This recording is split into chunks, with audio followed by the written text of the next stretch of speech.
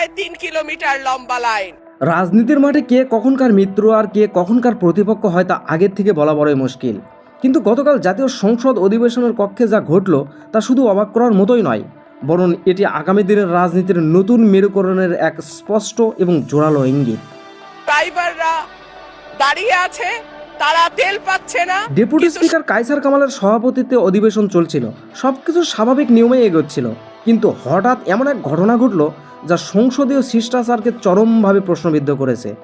ঘটনাটি স্বতন্ত্র সংসদ সদস্য ব্যারিস্টার রুমিন ফারহানা এবং বিরোধী দলীয় নেতা ডক্টর শফিকুর রহমানের মধ্যে এক নতুন রাজনৈতিক সেতুবন্ধনের গল্প।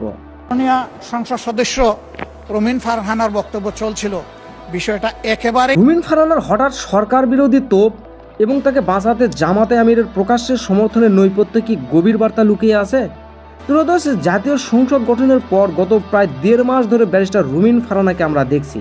এর আগে অন্তত 2 বার তিনি বক্তব্য রেখেছেন, কিন্তু সেগুলো ছিল মাপা, সংযত এবং আক্রমণ মুক্ত। মনে হচ্ছিল তিনি পরিস্থিতি পর্যবেক্ষণ করছেন বা কৌশলগত কারণে তিনি ধীরে হয়ে গেছেন।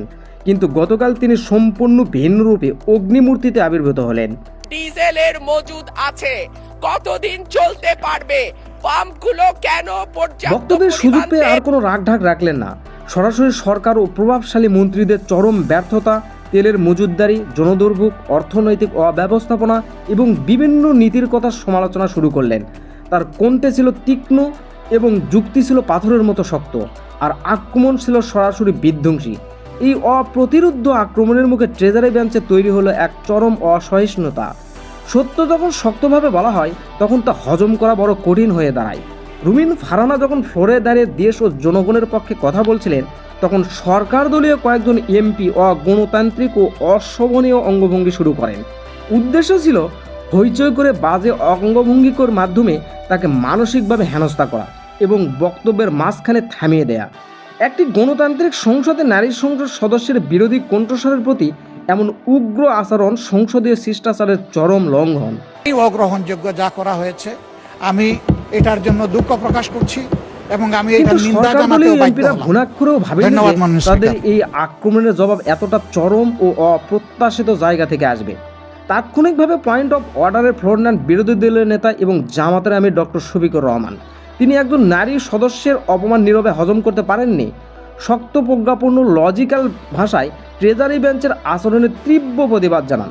স্পিকারের দৃষ্টি আকর্ষণ করে বলেন, এই সংসদ কোনো সাধারণ জায়গা নয়, এটি দেশের সর্বোচ্চ সম্মানের জায়গা।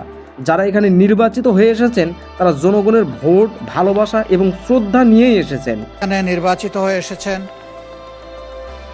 দেশের জনগণের সমর্থন, ভোট, ভালোবাসা। শফিকুর রহমান শুধু কথাই বলেননি, তিনি বিনয়ের সাথে দৃঢ় কণ্ঠে বলেন, যখন কোনো সংসদ সদস্য কথা বলবেন তখন তার নিয়ন্ত্রণের একক এখতিয়ার শুধু স্পিকারের, অন্য কারো বাধা দেওয়ার মতো অধিকার কারো নেই। সরকার দলীয় এমপিদের চরম কটাক্ষ করে তিনি বলেন, পবিত্র জায়গায় একজন স্বতন্ত্র সংসদ সদস্য জনগণের কথা বলার সময় ট্রেজারি বেঞ্চের সংসদ সদস্যরা যে অঙ্গভঙ্গি করেছেন তা আমার বিবেককে তীব্র আঘাত করেছে। আমি এটা আশা করিনি। এমনকি 4-5 বার নির্বাচিত প্রবীণ সদস্যরাও এ কাজ করেছেন। তাদের নাম বলে নিজে আমি কোনো লজ্জা পেতে চাই না। যখন দাঁড়িয়ে কোনো কথা বলবেন তা নিয়ন্ত্রণ। জামাত আমিরের এই বক্তব্য ছিল ট্রেজারি বেঞ্চের প্রবীণ নেতাদের প্রতি পরম চাপটে আঘাত। তিনি পরিষ্কার করে বুঝিয়ে দিয়েছেন, সংসদে বিরোধী মতকে গায়ের জোরে হইচই বা অসভ্যতা আচরণ দিয়ে দমনের চেষ্টা কিছুতেই মেনে নেওয়া হবে না। প্রথম দিনেই বলেছিলেন, এখানে সুস্থ ও সুন্দর রাজনৈতিক সংস্কৃতির চর্চা হোক। বারবার বলার পরও এমন উচ্ছৃঙ্খল আচরণ খুবই দুঃখজনক। তিনি এর তীব্র নিন্দা জানান, শুধু প্রতিবাদ করেই থামেননি। সংসদে কথা বলার সুযোগে বিরোধী ও স্বতন্ত্র সদস্যদের প্রতি চরম বৈষম্য নিয়ে গভীর উদ্বেগ প্রকাশ করেন। স্পিকারের সিদ্ধান্তই চূড়ান্ত, কিন্তু বিরোধীদের পরিকল্পিতভাবে বঞ্চিত করা হচ্ছে, তার এই জোরালো বক্তব্যের সংসদ অত্যন্ত থমথম অবস্থা বিরাজমান। সংসদে আমি মজা করে বলেছিলাম, সুষ্ঠু হয়েছে নির্বাচন, ভোট দিয়েছে প্রশাসন, তাকিয়েছিল জনগণ, এর নাম বাংলাদেশের নির্বাচন। গতকালের এই ঘটনায় সবচেয়ে বড় রাজনৈতিক তাৎপর্যপূর্ণ হট্টগোলের মধ্যে সীমাবদ্ধ নয়, এর আসল মানে লুকিয়ে আছে ব্যারিস্টার রুমিন ফারহানা ও জামাতে ইসলামের মধ্যকার এই অলোকিত সেতুবন্ধনে। রুমিন ফারহানা সরকারকে যে ভাষায় আক্রমণ করেছেন তা প্রমাণ করে তিনি এই সরকারের সাথে আপোষ বা নীরবতায় নেই। তিনি প্রকাশ্যে সরকার বিরোধী এবং শক্ত অবস্থান নিয়েছেন। গতকাল প্রমাণ করলো সত্য ন্যায়ের পক্ষে কথা বলে কেউ একা থাকে না। দর্শক, বাংলাদেশের রাজনীতির এই নতুন মোড় এবং সংসদের নজিরবিহীন ঘটনাকে আপনারা কিভাবে দেখছেন?